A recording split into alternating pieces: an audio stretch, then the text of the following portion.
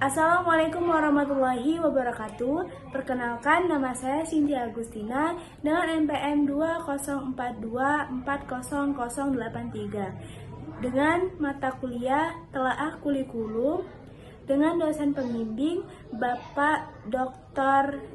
Tio Gusti Satria, Magister Pendidikan. Di sini saya akan menjawab soal UTS nomor 2. Baiklah, di sini kakak mau menceritakan tentang Naila. Naila ini yang berjudul Misi Rahasia di Perpustakaan. Kalian penasaran nggak nih? Sebelumnya, Naila ini adalah anak kelas 5 SD. Naila duduk dengan sikap malas di meja baca. Dia menguap sambil menatap jam dinding. Di sampingnya terdapat tumpukan buku. Ia menatap penonton dengan ekspresi bosan. Nailanya bosan, guys. Hai, kenalin, namaku Naila. Aku korban dari hukuman paling aneh sejagat raya. Mendekam seminggu di perpustakaan. Wow. Gara-gara mengetahui ketahuan main HP saat belajar. Aku disuruh duduk di ruangan ini tiap jam istirahat. Mungkin hukuman ini surga bagi mereka yang suka baca buku. Tetapi bagi Naila yang suka scrolling medsos adalah penjara.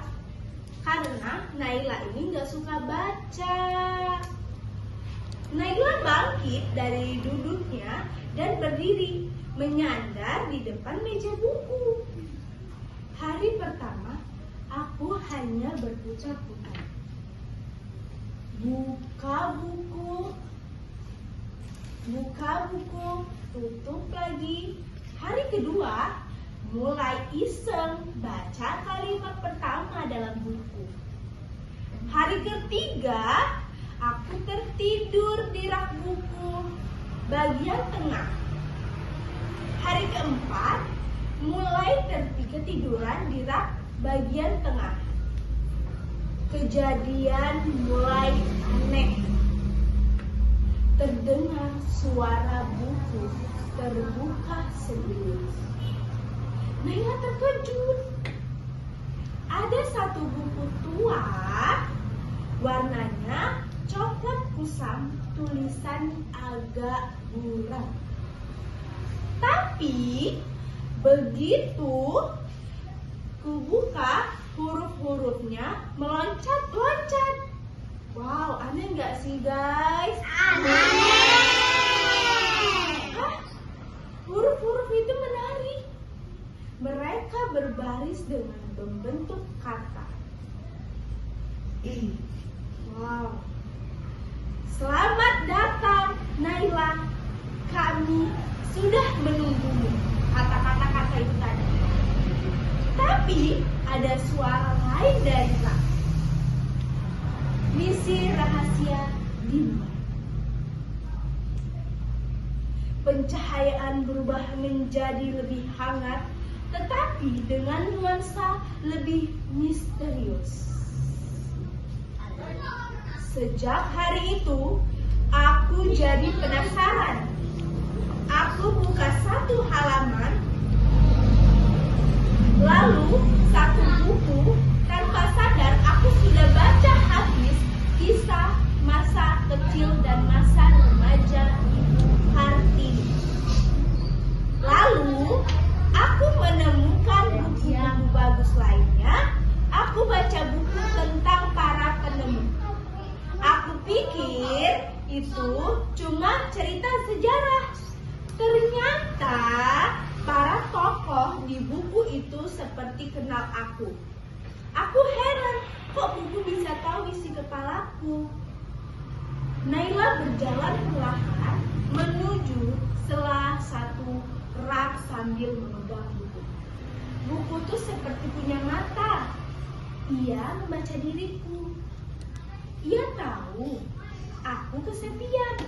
Ia tahu aku pura-pura cuek. Padahal dalam hati pengen dipahami. Aku baca salah satu buku. Penulisnya Asma Diana. Ada kalimat yang aku suka dalam buku itu. Hidup tak susah diterapi karena ujian adalah kemestian.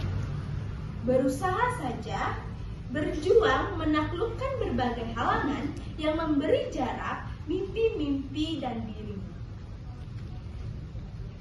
Naila kembali duduk perlahan. Hari ketujuh. Hukumanku selesai, kata Naila.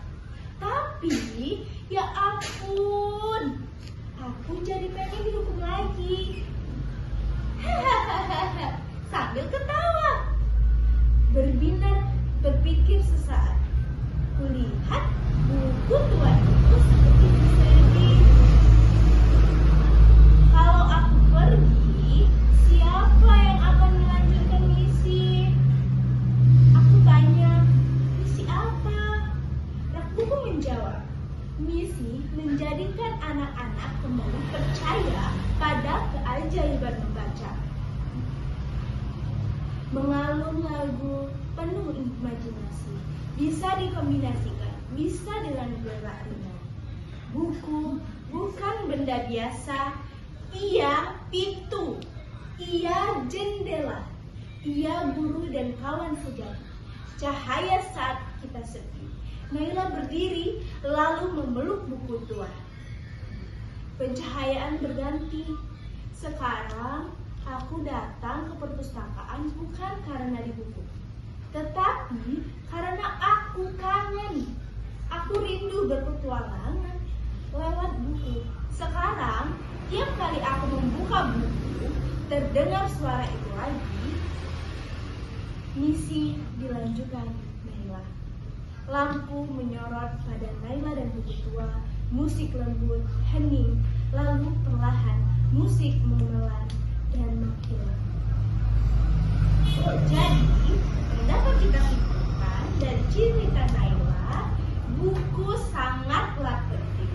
Kita sebagai adik-adik generasi muda, anak-anak muda harus pandai membaca. Karena buku itu adalah jendela. Dan buku itu kalian bisa dapatkan di perpustakaan, di sekolah. Di sekolah kalian kan banyak perpustakaan tuh. Kalian bisa baca buku apapun yang bisa menghasilkan ilmu-ilmu baru. Sekian cerita dari kakak. Kakak akhiri. Wassalamualaikum warahmatullahi wabarakatuh.